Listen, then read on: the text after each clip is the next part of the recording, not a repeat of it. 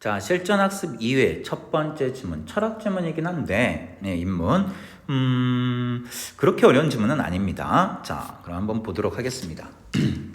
세계에는 불연속적인 자극들이 끊임없이 충돌하고 상호 침투하는 혼돈의 장이지만, 우리가 이러한 자극과 혼돈을 경험하는 경우는 드물다.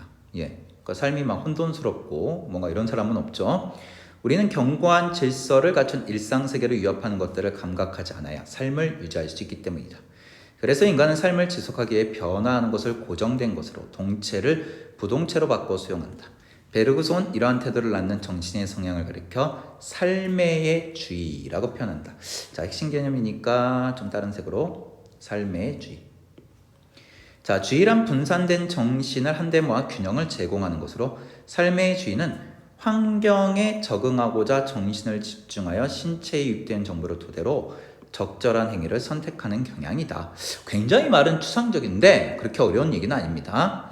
베르그송에 따르면 삶의 주의를 통해 정신이 조밀하게 응집되어야 하는데 그렇지 않으면 무언가를 명료하게 지각하거나 위협하게 대처하는 등 현재 상황의 요구에 알맞게 대응하는 것이 불가능하다. 삶의 주의는 인과 같은 고등 생명체는 물론이고 아메와 같은 하등 생명체에 이르기까지 모든 유기체들이 가진 생존 본능이다. 이렇게 되어 있어요. 자, 결론적으로 얘기를 할게요. 이 삶의 주의라고 하는 것은 우리 삶에 있어서 긍정적인 작용은 아니다. 자, 먼저 얘기하면 이거는 이제 부정적 개념이다. 이렇게 좀 이해를 하시면 돼요. 우리가 삶을 살기 위해서 어떤 삶의 모습을 되게 추상적인 얘기인데 규격화시키고 정형화시키는 것, 이렇게 볼 수 있어요. 그러니까 이제 밑에 조금 나오겠지만은 세계의 모습을 우리가 정확하게 파악하는 건 아닙니다. 그러니까 세계의 모습을 본질적으로 파악하는 것은 아니다. 그러니까 이것은 결국 뭐냐면 생존을 위한 그런 본능일 뿐이다 라는 거예요. 그러니까 정신이 조밀하게 응집되는 것, 현재 상황의 요구에 알맞게 대응하는 것, 이런 것들은 다 뭐냐? 삶의 주인데 이거를 긍정적인 모습으로 봐서는 안 돼요. 부정적인 모습이다. 이렇게 이제 전제를 깔면은 여러분들이 조금 이해하기는 편할 거다. 그러니까 어렵지는 않은데 용어 자체가 추상적이다 보니까 조금 이게 뭔 소리지? 이럴 수 있을 거예요. 자, 다음 문단 볼게요. 인간 존재가 삶의 주의에 의하여 전체가 아닌 필요한 부분만 취사 선택하는 면모는 여러 영역에서 확인된다. 그러니까 우리가 어떤 삶의 전체, 본질을 파악해야 되는데 자기에게 필요한 부분만 선택한다는 거죠. 그 대표적인 예가 지각과 인식이다. 먼저 감각기관을 통해 대상을 파악하는 지각에 대해서 먼저 살펴보자. 우리는 무언가를 보고 그것이 붉은색이거나 노란색이라고 지각하지만 사실상 색조들은 분리 불가능하게 얽혀 변화무쌍하게 달라진다. 또한 우리는 사물을 보통 범주하여 지각한다. 서로 다른 대상을 같은 부류나 범위로 묶어내는 것이다. 눈앞의 컵은 다른 컵과는 다른 그 컵만의 미묘한 뉘앙스와 다른 점, 고유한 질감을 가지고 있음에도 우리는 그것을 개별자가 아닌 컵이라는 일반적 대상으로 받아들인다. 이렇게 우리의 지각은 생존 및 삶의 편의를 위해 대상의 고유한 질적 측면을 무시해버리는 거죠.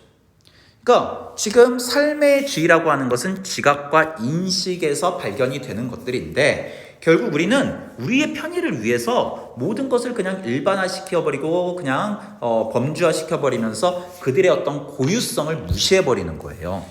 이게 이제 부정적인 모습이라는 거죠. 그러니까 대상에 대해서 전체적인 파악이 힘들어지고 본질적 파악이 힘들어지는 거죠. 이성적 사유를 통해 대상을 파악하는 인식도 마찬가지. 우리는 추상화와 일반화를 통해 개념을 만들어내며 그렇게 만들어낸 개념을 토대로 무언가를 사유하고 추론하며 판단한다. 추상화란 여러 개체들 사이에 공통 속성을 추려낸 작업을 일컫는 것으로 이 과정에서 개체들의 차이와 특이성은 배제된다. 일반화란 추상화를 통해 추려낸 공통 속성을 공유하는 유개념을 만든 후 대상전을 유개념에 맞춰 끼워 맞추는 작업을 얻는 것으로 이때 유개념에 맞게 그 속성이 임의로 보태지기도 하고 제거되기도 하는 식으로 변형이 이루어진다. 그러니까 추상화를 통해서 일반화가 이루어지는 거예요. 자, 추상화와 일반화 등 보편 법칙을 발견하는 수단으로 여겨져온 논증 체계가 절대적 지식을 제공하지 못하는 거예요. 베르그송은 인간의 지각과 인식이 유용성의 논리에 복속되어 보다 용이하게 사물들을 분류하고 관리하고자 뭐하게 되죠? 왜곡을 하게 돼요. 대상을 왜곡하게 된다는 거죠. 대상의 본질을 파악하지 못한다는 거죠. 대상의 실제적인 모습을 우리는 발견하지 못한다는 거예요. 왜? 우리의 편의를 위해서. 그러니까 삶의 주의라는 이것 때문에 이런 문제가 발생하게 되죠. 자, 그럼에도 불구하고 자, 베르그송은 우리가 지각과 인식의 한계를 뭐 할 수 있어? 극복할 수 있다라고 말한다. 베르그송에 따르면 생명체 중에서도 고능한 존재인 인간에게는 삶의 주의와는 다른 정신의 주의가 존재한다. 그러니까 삶의 주의에서 뭘로 가야 돼? 정신의 주의로. 즉 주의의 전향이란 말이 나오게 될 텐데 이걸 해야 된다는 얘기예요.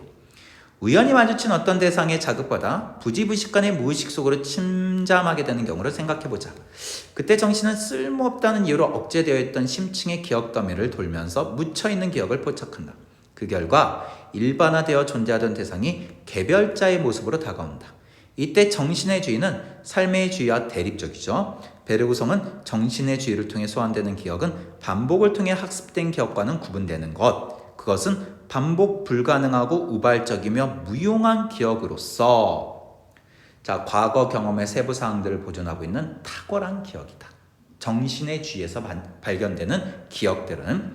그래서 베르그송은 인간에게는 삶의 주의로부터 무익한 것들을 향해 주의의 전향을 끊임없이 수하는 노력이 필요하다. 이걸 해야 된다는 거예요.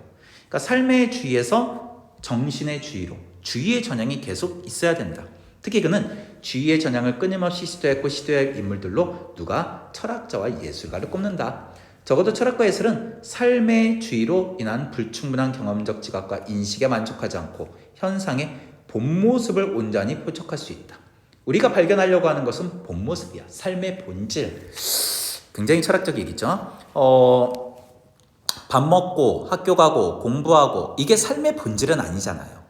그치?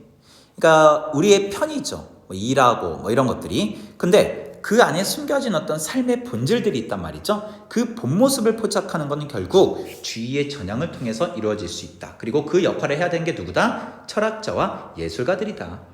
특히 그는 지난 수세기 동안 코르토나와 같은 예술가들이 삶을 안정적으로 영위하는 데 몰두하는 태도로부터 초탈하려고 부단히 노력함으로써 예술가의 역할을 충실히 수행하였다고 평가했다. 예술가들은 시각기관에 의해 포착된 상, 이면의 모습을 청각기관에 붙들린 음향 너머의 소리를 포착하고자 함으로써 삶의 주위에 매몰된 사람들의 지각기능을 확장해줬다. 이러한 노력을 통해 예술가들이 발견해낸 세계의 모습은 허구가 아니라 우리가 접하고 있음에도 불구하고 우리의 경험에서 배제된 것들로 이는 주의의 전향을 끊임없이 시도하려는 노력을 통해 얻어진 것이다. 그러니까 우리가 문학 같은 걸 배우잖아요. 근데 문학의 역할이 이런 거죠. 우리 삶에 숨겨진 의미, 그러나 일상생활에서 발견되지 않았던 것들, 발견되지 않았다라기보다는 있지만 우리가 지나쳐왔던 것들, 중요한 문제들이 있잖아요. 그러한 것들을 다루는 게 결국 문학이라고 하는 장르의 역할이고 그게 예술이나 철학이 하는 역할이라는 거죠.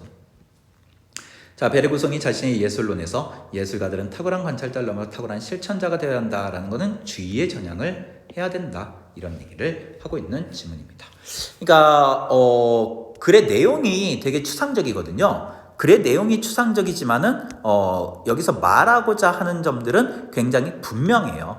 그렇기 때문에 우리가 이제 좀 분류를 좀 해주면 됩니다. 삶의 주의라고 하는 것은 우리의 삶의 편의성, 유용성 이런 측면이고 그거는 결국 삶의 본질을 발견한 것과는 거리가 멀죠. 그렇기 때문에 삶의 본질을 발견하기 위해서는 정신의 주의로의 주의의 전향이 필요하다. 이걸 얘기하려고 하는 지문이 되겠습니다. 자, 그럼 문제 보겠습니다. 베르그송의 입장에서 긍정할 수 있는 것. 인간의 논증 체계는 인간에게 절대적 지식 아니죠. 인간의 논증 체계의 지각이나 인식이라고 하는 것은 지식의 확장을 주지 않습니다. 정신의 주의와 관련된 기억은 반복적인 것은 삶의 주의죠. 인간이 환경에 적응하여 살기 위해서는 그렇지. 삶의 주의, 즉 본능적인 거지. 3번이네. 특별한 노력 없이도 대상을 왜곡하지 않고 인식할 수 있어. 아니야, 노력해야 돼. 철학과 예술에 대한 지식이 갖춰 있지 않으면 주의의 전향은 불가능하다. 지식이 갖춰야 된다는 것은 아니죠. 이런 것들을 통해서 주의의 전향을 해야 된다는 거죠. 자, 2번 윗글을 바탕으로 기억, 니은, 디귿. 기억, 범주와 니은, 추상화, 일반화인데 세 개 모두 삶의 주의를 위해서 사용하는 겁니다. 기억, 니은, 디귿은 모두 인간의 지각이나 인식의 한계를 만들어내는 거죠. 오케이. 기억, 니은, 디귿은 모두 인간의 생존이나 삶의 편의를 위한 것. 그렇지, 삶의 주의죠. 기억, 니은, 디귿은 모두 개별 대상이 지닌 특성을 온전히 담아내지 못하는, 그러니까 이제 한계를 드러내는 거다. 같은 얘기죠. 니은을 위해서는 디귿이 요구되지만 디귿을 위해서는 니은이 요구되지 않는다. 자, 아니에요. 니은의 과정을 거쳐서 디귿의 과정에 이르게 되는 것이기 때문에 디귿을 위해서는 니은이 필요하다. 이렇게 생각하시면 되죠. 그래서 정답 4번. 니은과 디귿은 인간의 사유를 위한 개념을 도출하는 방식. 그래요. 개념을 도출하기 위해서는 추상화와 일반화의 과정이 이루어져야 한다. 이 얘기입니다. 자, 3번 문제 볼게요. 자, 베르고성의 관점에서 보기에 철학자 갑을의 내용을 이해한 거. 자, 무질서하고 알 수 없는 무언가가 우리 앞에 제시될 때 우리의 사유체계가 심하게 요동치 어찌할 바를 모를 때가 있습니다. 자, 이거를 부정적으로 보면 안 돼요. 긍정적인 거야. 감추어졌던 삶의 본질을 파악하는 거거든. 우리는 혼란스러움을 느끼면서 불안과 공포에 시달린다. 자, 이거 긍정이에요. 그런데 때때로 우리는 그러한 순간에 지금 여기에서 무언가가 일어나고 있다는 사실을 감지하고 기쁨을 느낀다. 왜? 우리가 감지하지 못했던 삶의 참모습을 발견하는 거니까. 그 기쁨은 조화가 아닌 해처와 위협 등을 통해 새로운 사유와 감성에 다가감으로써 얻어지는 것이다. 그러니까 결국 이런 새로운 사유와 감성, 즉 뭐에 대한 얘기입니까? 주의의 전향을 통해서 얻게 되는 것이다 라는 얘기네요. 다음, 감각이란 경험적 영역에 속하는 것인데 우리의 경험에는 한계가 있다. 자, 얘기했었죠? 이러한 감각에 국한되다 보면 새로운 가치를 사유해낼 수 없다. 우리는 관습적인 시각으로는 이해할 수 없는 대상과 마주칠 때 독창적 사유를 할 수 있다. 또한 우리는 예기치 않은 경험을 통해 무의식 속에 잠자고 있던 기억, 어떤 기억이라고 했죠? 탁월한 기억을 더듬고 그래서 새로운 사유를 할 수 있다. 자, 이런 것들이 이제 결국은 뭡니까? 정신의 주의가 이루어진 모습이라고 볼 수 있는 거죠.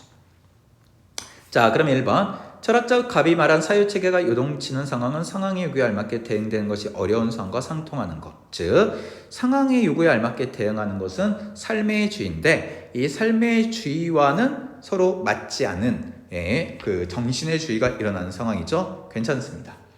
자, 2번. 철학자 갑이 말한 불안과 공포에 시달리는 상황에서 느낄 수 있는 기쁨은 일상에서 정신이 조밀하게 응집될 때 얻어진 감정. 자, 이거는 뭐였었죠? 이 감정이라고 하는 것은 삶의 주의예요.